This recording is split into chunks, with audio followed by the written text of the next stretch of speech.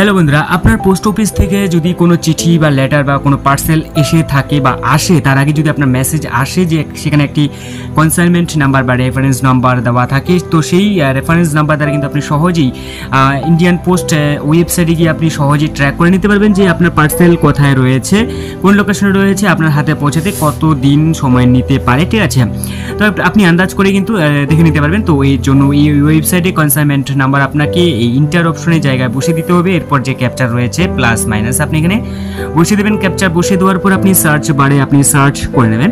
Search করে নেওয়ার পর আপনি এখানে এইভাবে বসিয়ে দেওয়ার পর আপনি সার্চ বারের যে অপশন রয়েছে এখানে সার্চ করে নেবেন। ঠিক আছে, তো এরপর কিন্তু আপনাকে দেখিয়ে দিবে ঠিক আছে যে আপনার পার্সেল বা কুরিয়ার বা লেটার সেটা কোন লোকেশনে রয়েছে এবং কত তারিখে বা কত দিনের মধ্যে আসতে পারে। ঠিক আছে, এখানে কিন্তু আপনাকে স্পষ্টভাবে দেখিয়ে দেবে, তো আপনি সহজেই চেক করে নিতে পারবেন এইভাবে। তো এটা ছিল আজকে ছোট্ট একটা ভিডিওটি ভালো লাগলে অবশ্যই আপনি আপনার মতামত জানাতে ভুলবেন না, এবং চ্যানেলটি নতুন হয়ে থাকলে চ্যানেলটিকে সাবস্ক্রাইব করে সাথে অল নোটিফিকেশন অন করে রাখবেন। তো দেখা হচ্ছে পরবর্তী নতুন ভিডিওতে। Bye bye.